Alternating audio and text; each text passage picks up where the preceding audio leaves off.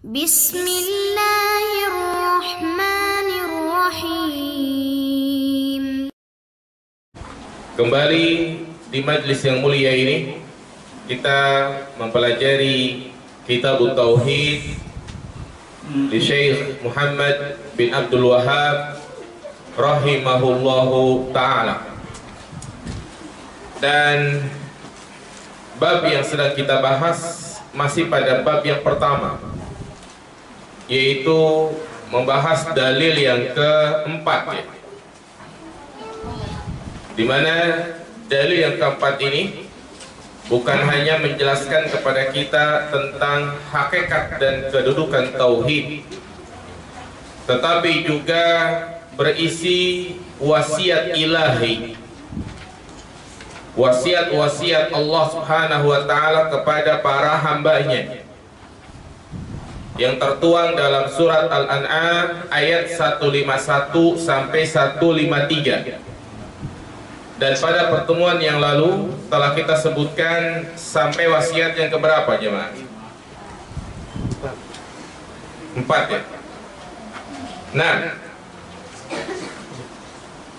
Allah Subhanahu wa ta'ala berfirman, "Qul ta'alau atlu ma harrama rabbukum 'alaikum alla tusyriku bihi syai'a wa bil walidaini ihsana wa la taqtulu auladakum min imlaq nahnu narzuqukum wa iyyahum wa la taqrabul fawahisha ma dhahara minha wa ma batan wa la taqtulu nafsal lati harramallahu illa bil haqq dzalikum wasaqum bihi la'allakum ta'qilun." Katakanlah ya Muhammad, kemarilah aku bacakan apa yang diharamkan oleh Rabb kalian kepada kalian, yaitu hendaklah kalian tidak menyekutukan Allah dengan sesuatu apapun. Ini wasiat yang pertama. Wa bil walidaini ihsana, dan berbakti kepada kedua orang tua. Ini yang kedua. Wala taqtulu auladakum min imlaq, dan janganlah kalian membunuh anak kalian karena takut miskin. Nahnu narzuqukum wa iyyahum, kamilah yang memberikan rezeki kepada kalian dan juga kepada mereka. Kemudian yang keempat, wala taqrabul fawahisha ma dhahara minha wa ma batan, janganlah kalian mendekati perbuatan yang keji, baik yang nampak maupun yang tersembunyi. Dan yang kelima, wala taqtulu nafsal lati harramallahu illa bil haqq, janganlah kalian membunuh jiwa yang diharamkan oleh Allah Subhanahu wa ta'ala. Nah, jadi itu yang kita jelaskan pada pertemuan yang lalu. Ya, jadi yang terakhir kita bahas yaitu larangan berbuat keji, baik yang nampak maupun yang tersembunyi. Di antara perbuatan keji yang dinaskan oleh Allah Subhanahu wa ta'ala di dalam Al-Quran yaitu zina dan homoseksual.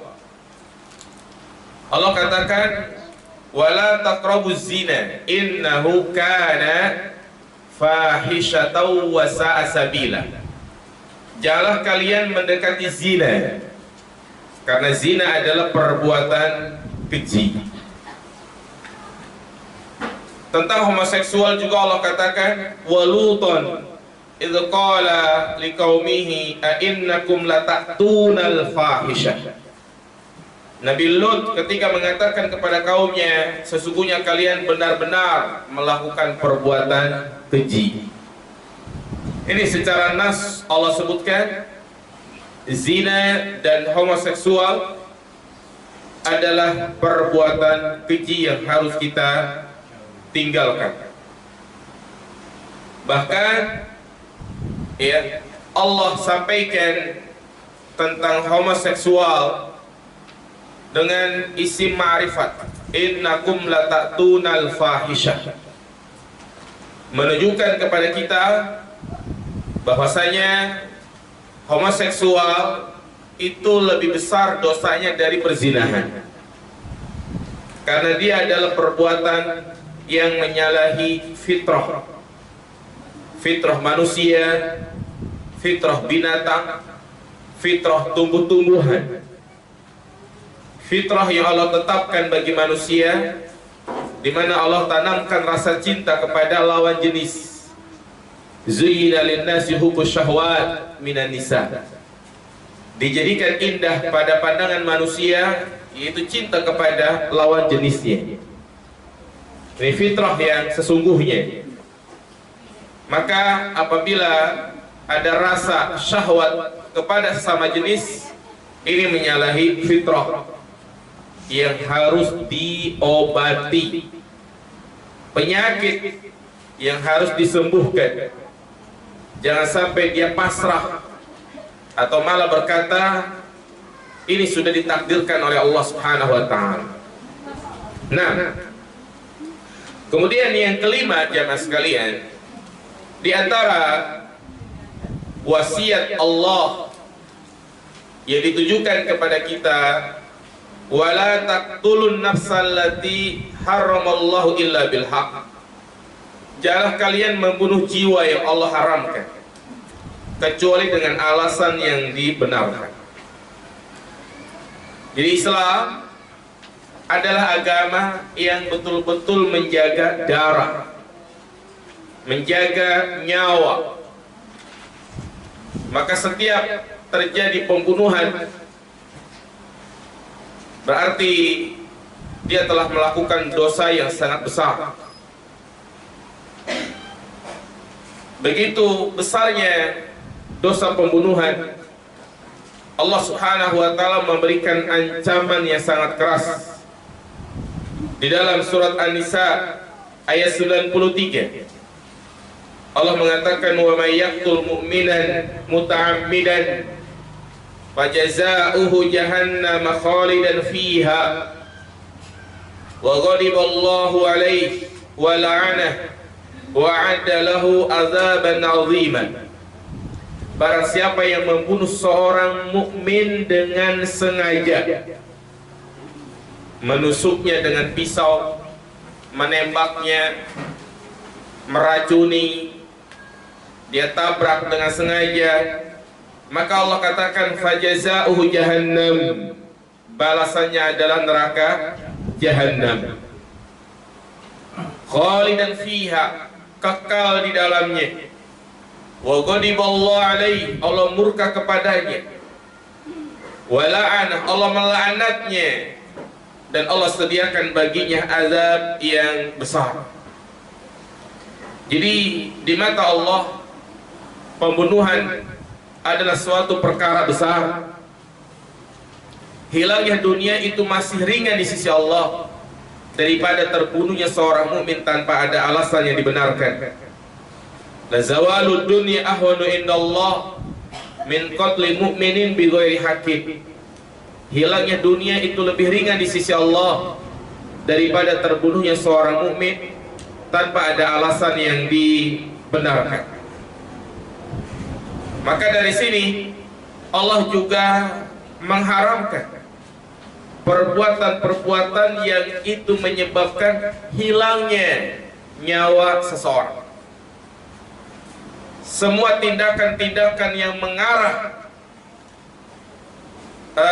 menghilangkan nyawa orang, maka itu diharamkan. Seperti misalnya dia mengacungkan senjatanya, maka ini termasuk perbuatan yang terlarang. Apa kata Nabi SAW? Laisa minna man hamala silah. Bukan termasuk golongan kami yang nenteng senjata, diajungkan senjatanya. Makanya ada kalau kita membawa golok, membawa parang, membawa pedang untuk dikasih sarung, ya tidak boleh dia asal bawa saja, karena khawatir dia kesetanan, ya. Nah, emosi sehingga dia melakukan hal-hal yang tidak diinginkan. Demikian pula ngeprank, ini nggak boleh dalam Islam, ya. Rasulullah mengatakan, la yahillu li muslimin ay wari'a musliman. Jadi tidak boleh seorang muslim dia menakut-nakuti, ngeprank kepada sesama muslim, karena dikhawatirkan korbannya itu punya penyakit jantung yang menyebabkan kematian. Iya, dan jiwa yang diharamkan di sini bukan hanya seorang muslim, termasuk juga orang kafir yang zimmi. Jadi orang kafir tidak semuanya diperintahkan untuk diperangi. Ada beberapa orang kafir non muslim yang memang terjaga darahnya, bahkan terjaga kehormatannya, terjaga pula hartanya, yaitu kafir zimmi, yaitu orang-orang kafir yang ada di sekitar kita, yang mereka tinggal di lingkungan kita, satu klaster, satu gang, maka mereka terjaga. Iya. Nah, dari sini Allah katakan illa bil haq, boleh membunuh, menghilangkan nyawa jika memang ada alasan yang dibenarkan. Alasan-alasan yang seperti apa nyawa seseorang boleh dihilangkan? Banyak. Di antara sebabnya yang pertama adalah berzina. Maka pelaku zina, khususnya yang sudah menikah, baik laki maupun perempuan, dia sudah menikah kemudian berzina, maka hukumannya dirajam. Dirajam itu dia dipendam di tanah seukuran sedada, kemudian ditimpain pakai batu sampai mati. Itu namanya rajam. Iya, as-sayyibu zani, orang yang sudah menikah dia berzina. Kemudian juga yang kedua, sebab orang itu boleh dihilangkan nyawanya, wan nafsu bin nafsi, orang yang membunuh, maka hukumannya juga dibunuh. Inilah yang disebut dengan kisos, memberikan hukuman yang setimpal. Membunuh, dibunuh. Memukul, dipukul. Mutilasi, mutilasi juga. Iya. Untuk memberikan efek jerak, agar mereka berpikir 1000 kali. Kalau dia membunuh, maka akan dibunuh. Watariku lidini, orang yang meninggalkan agamanya alias murtad. Maka di dalam Islam, orang yang murtad itu boleh untuk dihilangkan nyawanya. Rasulullah mengatakan, man baddala dinahu faqtuluh, barang siapa yang murtad maka bunuhlah. Juga di antara sebab bolehnya seseorang dihilangkan nyawanya adalah al-liwat, itu pelaku homoseksual, pelaku lesbian. Maka di dalam Islam hukumannya itu dibunuh. Sepakat para ulama, dibunuh. Tidak membedakan baik pelakunya sudah menikah atau belum menikah. Tidak seperti zina, kalau pelakunya belum menikah maka dia dihukum cambuk. Beda dengan pelaku homoseksual, menikah belum menikah dibunuh. Hanya saja para ulama berselisih pendapat tentang cara membunuhnya. Bahkan ada yang berpendapat cara membunuhnya itu dibakar. Ada pula yang berpendapat dia diajak ke tempat yang paling tinggi kemudian dijoroki. Setelah itu ditimpa pakai batu yang besar, seperti mereka merasakan apa yang dirasakan oleh kaumnya Nabi Lut. Karena Allah katakan tentang mereka, faja'alna 'aliha safilaha wa amtarna 'alaihim hijaratan min sijil. Permukaan bumi itu dibalik menjadi di bawah. Dan tidak hanya itu, mereka dihujani dengan batu yang keras. Juga di antara jiwa yang boleh dihilangkan nyawanya adalah as-sahir, tukang sihir, tenun, santet, teluh, guna-guna. Ya, maka pelaku-pelaku perbuatan itu semua dibunuh. Apa kata Nabi sallallahu alaihi wasallam? Haddus sahiri dorbatun bisayf. Hukuman bagi tukang sihir adalah dorbatun bisayf, di penggal lehernya. Nah,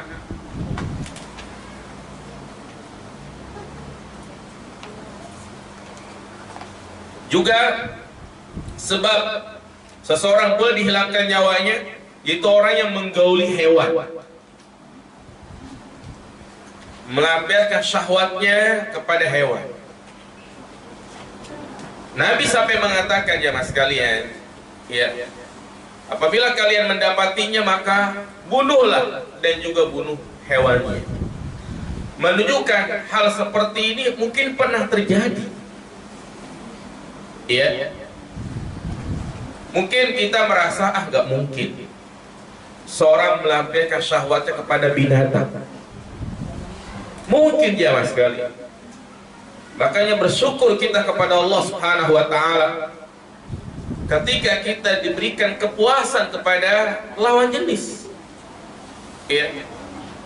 Artinya terpenuhi kebutuhan biologisnya, baik kepada istrinya atau istri kepada suami. Ini adalah nikmat jemaah sekalian. Berbeda dengan orang-orang kafir, orang-orang barat sana. Kalau mereka tidak puas dengan pasangannya, akhirnya mereka melakukan tindakan-tindakan yang itu di luar dari akal manusia. Seperti tadi berhubungan sama jenis. Bahkan lebih parahnya, mencari kepuasan hubungan badan dengan hewan, dengan binatang. Maka apabila ada yang melakukan perbuatan seperti itu, hukumannya dibunuh. Juga peminum khamr yang telah melakukan 4 kali, ya, karena kan hukumannya dicambuk, tapi kalau sudah melakukan 4 kali maka dibunuh. Juga diantara seorang yang boleh dihilangkan nyawanya adalah bugot, para pemberontak.